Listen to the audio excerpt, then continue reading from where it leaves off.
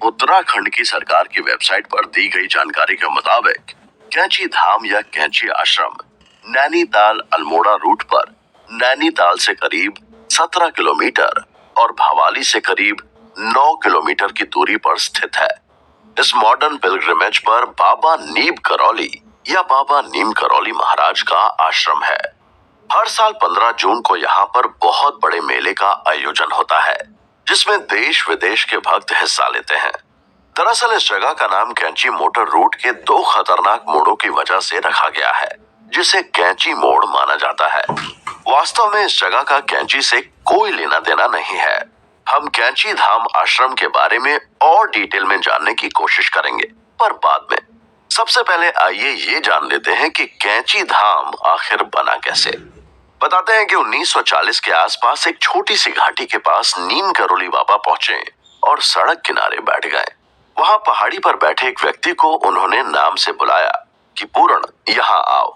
वो आदमी बाबा के पास जाता है, पर काफी हैरान परेशान होता है, क्योंकि बाबा को देखने के बाद उसे पता चलता है कि वो तो उन्हें जानता ही नहीं। फिर भला बाबा उसे कैसे जानते हैं?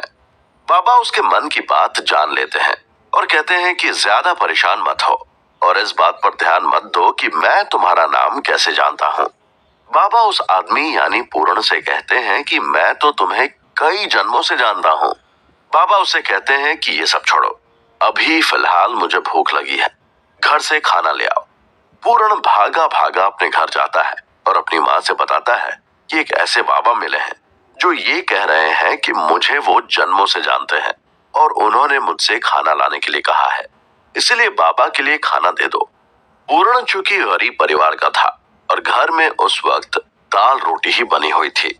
पूर्ण वही लेकर बाबा के पास पहुंचता है और उन्हें दाल रोटी देता है। बाबा बड़े चाव से खाना खाते हैं। थोड़ी देर के बाद बाबा फिर पूर्ण से कहते हैं कि तुम गांव जाकर 2-4 और लोगों को बुलाकर मेरे पास लेकर आओ। पूर्ण फिर गांव की ओर भागता है और वहां से 2-4 लोगों को बुलाकर लाता है।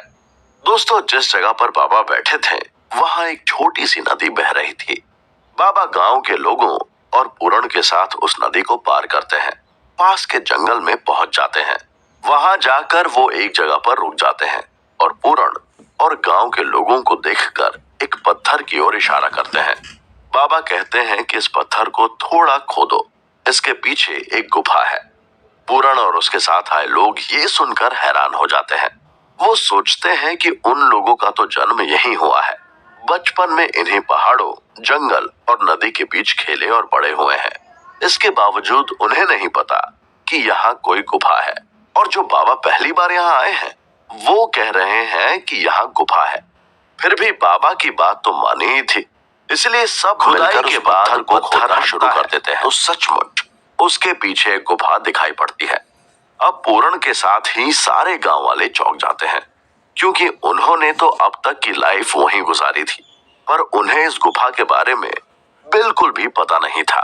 और जो बाबा अब तक यहाँ कभी नहीं देखे गए थे, उन्हें गुफा के बारे में इतनी जानकारी है। इसी बीच बाबा उन लोगों को बताते हैं कि इस गुफा के अंदर एक धूनी भी है। पूर्ण और गांव वाले गुफा में जाते हैं और एक बार फिर दंग रह जाते हैं, क्योंकि गुफा के अंदर सच में एक धूनी मिलती है। धूनी देखकर उन्हें ऐसा लगता है जैसे उसे अभी अभी किसी ने वहां पर रखा हो। धूनी के साथ ही एक चिमटा भी पड़ा मिलता है, एक हवन कुंड भी मिलता है, और ये सब देखकर गांव वालों की हैरानी और बढ़ जाती है कि आखिर ये सब हुआ कैसे और ये सब है क्या। पूर्ण और उनके साथी गांव वाले अभी आश्चर्य से निकल ही पाते कि बाबा उनके मन की बात समझ जाते हैं और कहते हैं कि ये कोई चमत्कार नहीं है और ना ही मैं कोई चमत्कारी बाबा हूँ। दरअसल गुफा में रखी सारी चीजें एकदम साफ सुथरी और नई जैसी थीं। उन्हें देखकर बिल्कुल भी नहीं लग रहा था कि वो लंबे समय से यहाँ पर रखी हुई थीं। बाबा उन लोगों से कहते हैं कि हैरान मत हो, ये हनुमान जी की जगह है और अब यहाँ हनुमान जी ही बैठेंगे, इसलिए आओ सब मिलकर नदी का पानी लाकर इस जगह को साफ करते हैं। बाबा के आदेश पर सब ने मिलकर नदी का पानी लाकर उस जगह का शुद्धिकरण किया और वहां पर हनुमान जी को प्रतिमा के रूप में विराजमान किया। फिर बाबा ने उन लोगों को बताया कि ये जगह सोमवारी बाबा की तपस्थली है। धीरे धीरे पहले तो गांव में ये जगह फेमस हुई, गांव वालों की मान्यता बढ़ी और आज तो देश ही नहीं बल्कि पूरी दुनिया में उसे कैंची धाम के नाम से जाना जाता है। आज कैंची धाम पीस की तलाश कर रहे लोगों के लिए किसी तीर्थ स्थल से कम नहीं है। कुमायूं की पहाड़ियों पर कैंची धाम आश्रम उस जगह और उसके आसपास बनाया गया है जहां गुफा में नीम करोली बाबा ने हनुमान जी की स्थापना की थी। बताया जाता है कि हनुमान जी की स्थापना के करीब 20-22 साल के बाद यहाँ बाबा के आदेश पर ही 1962 में आश्रम की स्थापना की गई। अब आश्रम कई मंदिरों से घिरा हुआ है, जिसमें हनुमान जी का मंदिर और कैंची मंदिर भी शामिल है। यहाँ आने वाले लोगों को रहने की सुविधा भी मिलती है, हालांकि उसके लिए आश्रम के नियम और शर्तों का पालन करना पड़ता है। नीम करोली बाबा के इस आश्रम में हर साल बड़ी संख्या में लोग हनुमान जी और नीम करोली बाबा के दर्शन के लिए पहुंचते हैं। चूंकि बाबा का मानना था कि लोगों की सेवा ही सबसे बड़ा धर्म है, इसलिए वो जगह जगह भंडारे का आयोजन करते थे। अब भला खुद बाबा के आश्रम में ऐसा क्यों नहीं होता, इसीलिए कैंची धाम आश्रम में हर साल जून में खास वार्षिक भंडारे का आयोजन किया जाता है। बताया जाता है कि इस भंडारे में 1 लाख से भी अधिक लोग खाना खाते हैं। दोस्तों, नीम करोली बाबा के रहते ही यहाँ भंडारे की परंपरा शुरू हो गई थी। कहा जाता है कि कैंची धाम में एक बार भंडारे के दौरान घी कम पड़ गया था। तब बाबा ने कहा था कि नीचे बहती नदी से कैनिस्टर में पानी भरकर ले आओ। उनके आदेश पर ऐसा ही किया गया। फिर बाबा के ही आदेश पर उस पानी को भंडारे के लिए प्रसाद बनाने के लिए घी की जगह इस्तेमाल किया गया।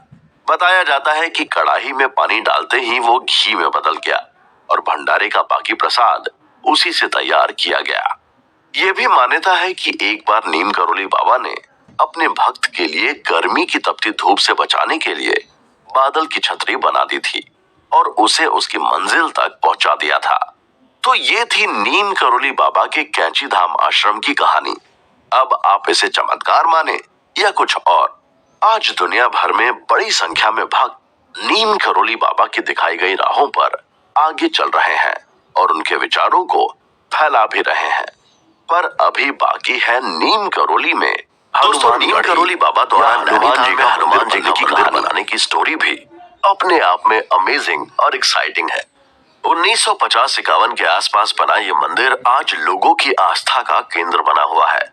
कैंची धाम आश्रम के इस मंदिर निर्माण की अनूठी कहानी डॉक्टर निर्मल मुंगाली अपने ही अंदाज में सुनाते हैं। उनकी कहानियों में नीम करोली बाबा हैं, जिनसे डॉक्टर निर्मल मुंगाली के पिता काफी जुड़े हुए थे। डॉक्टर निर्मल मुंगाली अपने बचपन की एक स्टोरी सुनाते हैं कि एक बार वो अपने घर से लापता हो गए थे। उम्र रही होगी करीब 1.5-2 साल। उनके पिताजी जब उन्हें ढूंढने निकले तो पता चला कि पास के किसी घर में महाराज जी यानी नीम करोली बाबा आए हुए हैं और उनका बेटा उन्हीं के पास है। डॉक्टर निर्मल मुंगाली के पिता महाराज जी के पास पहुंचे तो देखा उनका बेटा महाराज जी के पास बैठकर एक सेब से खेल रहा है। उन्हें देखते ही महाराज जी ने कहा कि वो देखो, इंजीनियर आ गया, ये बनाएगा। फिर उनसे पूछा कि तू बनाएगा ना? महाराज जी के ऐसे पूछने पर भला कौन मना करता। उन्होंने भी कह दिया, हाँ मैं ही बनाऊंगा। इतना कहकर महाराज जी की आज्ञा पर वो अपने बेटे यानी डॉक्टर निर्मल मुंगाली को लेकर घर आ गए। वहां उनके बड़े भाई यानी डॉक्टर निर्मल मुंगाली के ताऊजी पहले से भरे बैठे थे। उन्होंने पूछा कि महाराज जी के पास तमाम लोग बैठे हुए थे, किसी ने भी बनाने के लिए हाँ नहीं की और तुम हाँ करके चले आए। तुम्हें पता भी है महाराज जी क्या बनाने की बात कर रहे थे? डॉक्टर निर्मल मुंगाली के पिता ने कहा, नहीं, मुझे इसके बारे में कुछ भी नहीं पता है। तब डॉक्टर निर्मल मुंगाली के ताऊजी ने उन्हें बताया कि महाराज जी नैनीताल में टेंपल बनाने की बात कर रहे थे। इस पर डॉक्टर निर्मल मुंगाली के पिता ने अपने बड़े भाई को जवाब दिया, इसमें इतना घबराने की बात क्या है? अगर वो बाबा है तो टेंपल बनवा ही लेंगे, नहीं है तो नहीं बनवा पाएंगे। खैर ये बात वहीं रुक गई। पर शाम होते होते महाराज जी यानी निर्मल करोली बाबा खुद डॉक्टर निर्मल मुंगाली के घर आ गए और रात में उनके पिता को आदेश दिया कि सुबह ही नैनीताल चले आओ और साथ में अपनी वाइफ और छोटे भाई जीवन जिन्हें जीवन बाबा के नाम से भी जाना जाता है, उनको भी साथ लाने का आदेश दिया। निर्मल करोली बाबा के आदेश पर डॉक्टर निर्मल मुंगाली के पिता पूरी फैमिली के साथ नैनीताल चले गए। वहां उन्होंने नीम करोली बाबा के आदेश पर काम भी शुरू कर दिया। 2-4 दिन बाद महाराज जी खुद भी नैनीताल पहुंच गए, जिनके लिए पहले एक छोटी सी कुटिया बनाई गई थी। टेंपल का मैप बनाने के लिए कई लोगों से कहा गया, पर किसी ने भी पॉजिटिवली कोई हेल्प नहीं की। इस पर एक दिन महाराज जी ने डॉक्टर निर्मल मुंगाली के पिता से कहा, भुवन, तुमको रस्सी से वर्ग बनाना आता है, यानी तुम्हें रोप से स्क्वायर बनाना आता है? भला कौन सा ऐसा इंजीनियर होगा जिसे ये काम ना आता हो। उन्होंने हामी भरी तो महाराज जी ने कहा, जाओ रस्सी लेकर आओ। भुवन यानी डॉक्टर निर्मल मुंगाली के पिता रस्सी लेकर आए तो महाराज जी ने उसे एक और खूंटा बांधने के लिए कहा और रस्सी का दूसरा सिरा पकड़कर कुछ कदम चलने के लिए कहा कि अब खूंटे को यहाँ गाड़ दो। भुवन ने एक पत्थर उठाया और ठोक ठोक कर खूंटा वहीं गाड़ दिया जहां नीम करोली बाबा ने बताया था। इसके बाद जैसे जैसे नीम करोली बाबा बताते गए, भुवन वैसे वैसे रस्सी लेकर चलते गए और खूंटा गाड़ते गए। नीम करोली बाबा ने जो पहला खूंटा ठुकवाया था, वो फ्यूचर में बनने वाले टेंपल का ईशान कोण था। इस तरह से बिना किसी टेप के, बिना नोक-झोंक के ही नीम करोली बाबा ने हनुमान जी के टेंपल का पूरा मैप तैयार करवा दिया। इसके बाद नीम करोली बाबा के आदेश पर